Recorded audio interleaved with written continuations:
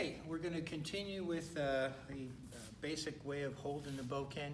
I'm going to show again how to bow in so we can get that more specific.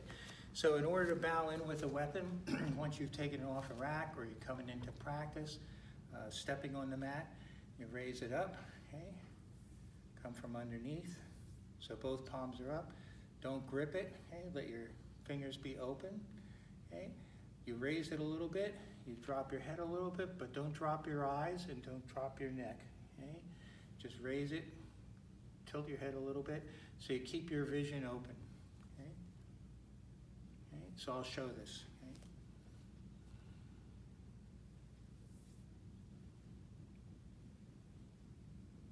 okay? Okay, so once be mindful for all the reasons I mentioned in the previous video, okay? So, basic way of going into your stance. Okay, I'm going to come back into here. I'll show the hand gripping in a moment. Okay? But if I come over this way, no, I'll do this one first. I'm going to be in what's called a Mote Sankaku, okay, when I go into my Hami, okay, and into Kamai. So for starters, I'm just like this.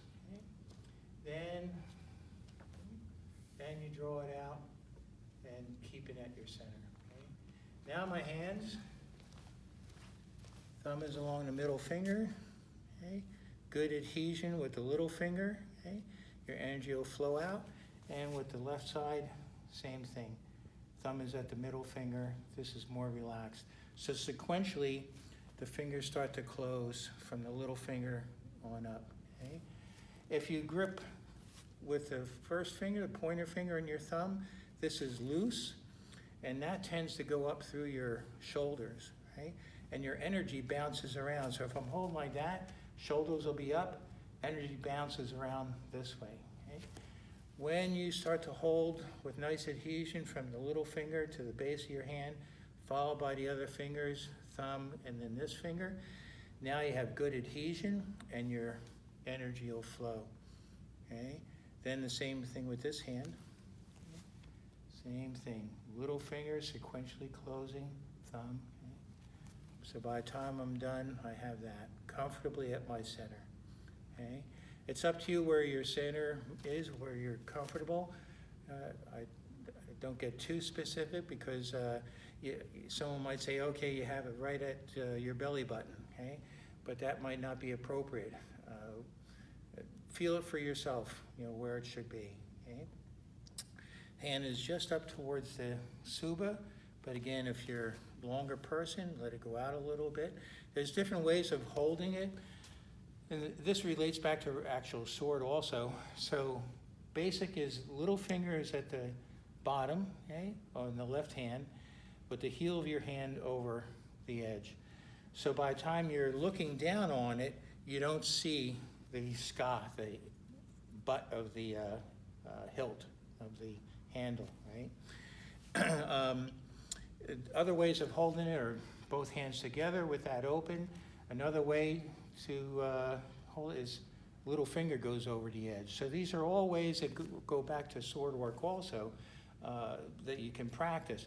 But the main one, essentially, to develop your teino uchi, your hand gripping, is to have a little finger at the base of the ken, okay? Followed by the others, okay?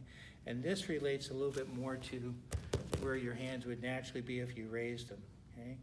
You start to put them together, this shoulder comes forward a little bit, so just be aware of that, okay? So having hands comfortable, okay, and that's what goes into kamai. So I have hami, okay, hami, kamai.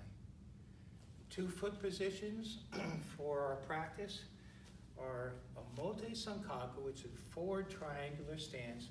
And I'm using this seam to show that the seam splits my front foot and splits my back foot. Okay? That's a Mote Sankaku. That's what you would have as your basic stance. Right? The other one would be Ura Sankaku, where just the toes of the ball of the foot come off. Okay? That's all. Okay? Very subtle, but very critical for being able to enter in. I'll show from over here. if I have an Omote Sankaku here, I go into Ura Sankaku. Omote Sankaku, Ura Sankaku. Omote, Ura. Omote, Ura. Just by moving my toes off. Okay? You get that extra, here's Omote, Ura. Omote, Ura. Okay? So I pointed out because it's for hip awareness, body position awareness. So if you're doing your basic Bokken, basic first sabori, I'm in Omote Sankaku. Okay? Tip has a feeling of protected. My right shoulder, don't have it straight. Okay? Hands are natural, so tip's protected my right shoulder. Okay? Conversely, if I'm in a left hami, left kamai, tip has a feeling of protecting my left shoulder. Okay? But for your main basic, for your first cutting practice, first sabori, okay, you're here. Okay? And then you can practice doing your, okay, and then just shifting off to have ura. Okay? If you keep your back foot in the middle, then you're doing a mote. Okay? If you move your back foot, okay, it's ura. When you do this, I know initial tendency is to do too much, but then you're starting to face over that way. Okay? And the distance that you gained with an ura, here's an ura. If I start to move the back foot too much, it goes away. Okay? So, mindful all the way through. If you have all that, you start to get your foundation set, and then you do your cuts from there. Because whenever we're doing weapons work, we're actually doing body work. Okay? Always have to remember that. Like our regular practice, our partners are there to distract us from the main idea of keeping ourselves centered, cool, calm, and collected. The technique is there to distract us. You know, we always have to come back to keeping ourselves centered, cool, calm, and collected. Okay?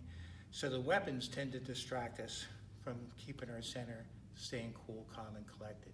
So always come back to yourself, get your comfort, and see how it goes from there with your training. Okay? Hey, thank you very much.